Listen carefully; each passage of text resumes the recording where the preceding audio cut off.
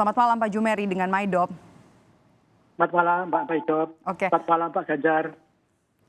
Dengan Maidop saja Pak di sini. Pak Jumeri, mengapa Juli dinilai sebagai waktu yang tepat untuk memulai sekolah? Apa dasarnya? Jadi sebenarnya Mbak, pembelajaran tatap muka terbatas tidak harus dimulai bulan Juli. Sekarang pun di SKB 4 Menteri, kalau gurunya sudah divaksin, tenaga pendidikan divaksin, maka kepada satuan-satuan pendidikan wajib membuka opsi pembelajaran tatap muka terbatas. Kemudian pertimbangan kenapa Juli, sebagian besar sekolah kita menunggu Juli, karena memang kita ada 4 di tahun ajaran baru 2021-2022, saat yang tepat untuk bisa memulai. Anak-anak kita sudah terlalu lama dikunci di rumah, tidak bisa datang ke sekolah untuk menempuh pembelajaran secara tatap muka. Uji coba sudah selesai dan ini nanti semuanya kan serentak ya Pak. Berarti SMA, SMP dan juga SD ya Pak. Koreksi kalau saya salah.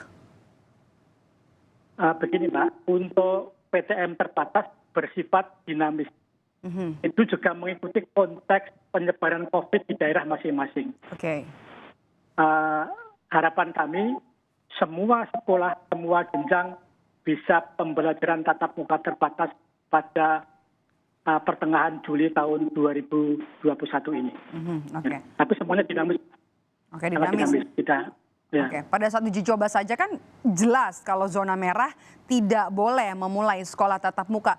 Pak Dirjen, sekolah tatap muka pada Juli mendatang kan setelah digaungkan atau setelah dinyatakan oleh Menteri, menuai pro dan kontra di kalangan masyarakat ini juga masih terus terjadi 1 bulan jelang nanti sekolah tatap muka dimulai. Saya putarkan dulu ya Pak, izin untuk mendengarkan apa yang disampaikan oleh sejumlah orang tua murid.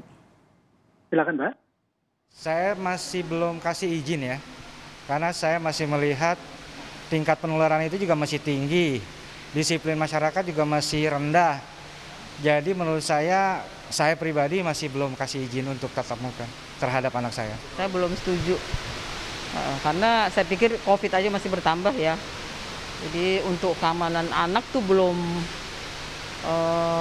bisa meyakinkan lah. Saya sebagai orang tua yang kerja ya.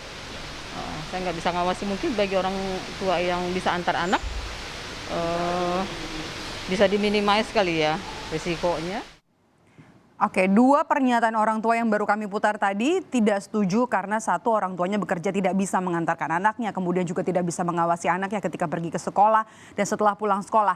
Untuk itu langkah ekstra apa yang sudah disiapkan untuk nanti bisa mencegah penularan potensi COVID-19 di sekolah Pak Dirjen?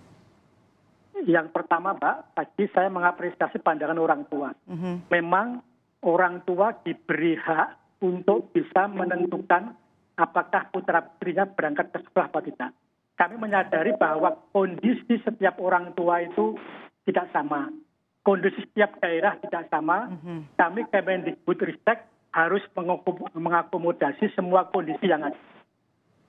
Ada daerah-daerah yang sudah aman, daerah-daerah yang transportasinya mudah, ada orang tua yang bisa mengantar putra-putrinya ke sekolah, pulang pergi, ada yang tidak bisa. Ini kondisinya sangat beragam. Untuk itu kepada orang tua memang diberi kewenangan untuk bisa menetapkan apakah putra-putrinya berangkat ke sekolah atau tidak. Sedangkan ikhtiar kita, upaya kita untuk bisa memastikan bahwa ketika terjadi PTM, terlaksana PTM terbatas, siswanya aman, gurunya aman, kedua orang tuanya aman, keluarganya aman adalah yang pertama memastikan bahwa hanya sekolah yang betul-betul siap untuk membuka tatap muka, dinasnya memberi izin untuk buka PTM. Oke. Nah ini mendorong supaya sekolah membuat persiapan yang baik untuk tatap muka. Apa saja persiapan Pak yang dilakukan oleh pihak sekolah yang disiapkan dan juga yang diminta oleh Kementerian Pendidikan?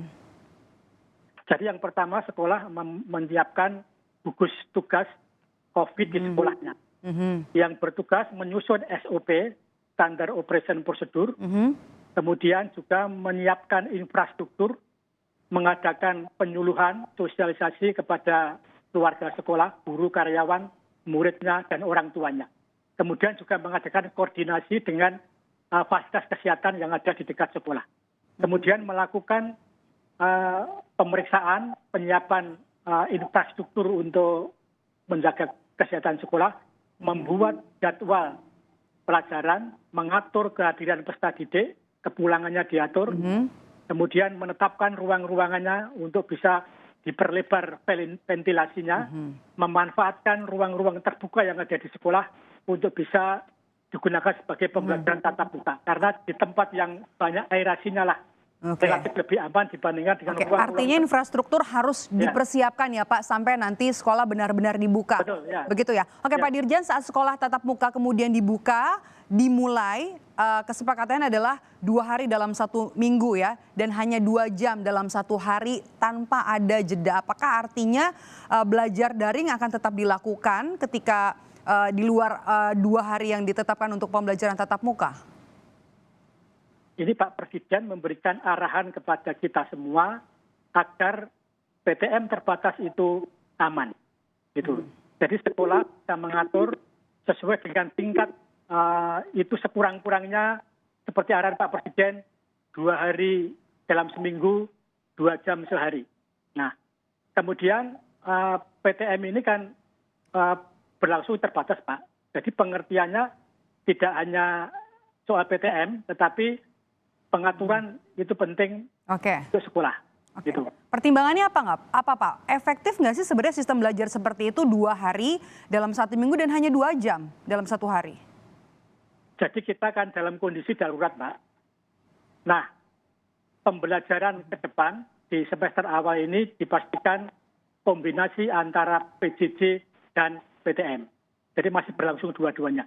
Sekolah juga wajib membuka pelayanan PJJ sekaligus juga memberi opsi pembelajaran tatap muka.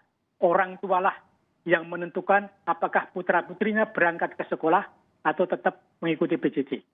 Gitu. Oke, jadi kalau orang tua menolak anaknya untuk mengikuti pembelajaran tatap muka atau PTM, tetap harus sekolah menyediakan atau juga memfasilitasi pembelajaran jarak jauh, begitu Pak Dirjen? Betul, sesuai SKB 4 Menteri, sekolah wajib menyediakan 2 opsi pembelajaran, yaitu PJJ dan PTM terbatas, Mbak. Oke, sebelum akhirnya kemudian dibuka dan juga dipertimbangkan untuk nanti Juli dibuka sekolah secara tatap muka, kan ada uji coba ya Pak.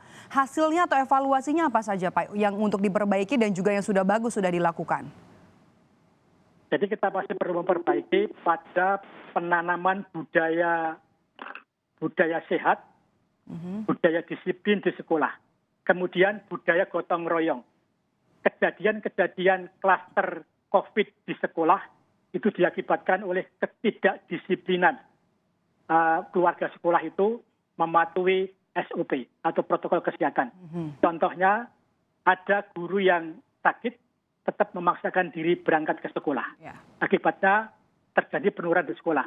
Setelah bepergian, seorang guru, seorang keluarga sekolah, peserta didik diharapkan tidak langsung masuk ke sekolah, tetapi melakukan karantina mandiri dulu. Ini butuh kedisiplinan, butuh budaya, butuh gotong royong bersama antara orang tua, peserta didik, guru, dan tenaga kependidikannya. Kedisiplinan semua pihak, baik dari ini bukan hanya tanggung jawab pihak sekolah juga harus berkoordinasi dengan Kementerian Kesehatan, Dinas Kesehatan setempat dan juga pemerintah daerah utamanya. Dan juga yang harus jadi pertimbangan adalah tingkat kematian anak di Indonesia juga cukup tinggi akibat COVID-19 ini yang juga perlu menjadi bahan pertimbangan salah satunya oleh Kementerian Pendidikan. Terima kasih sudah bergabung bersama kami Pak Jumeri, Direktur Jenderal Pendidikan Anak Usia Dini Pendidikan Dasar dan Pendidikan Menengah Kemendikbud. Sehat selalu Pak Jumeri.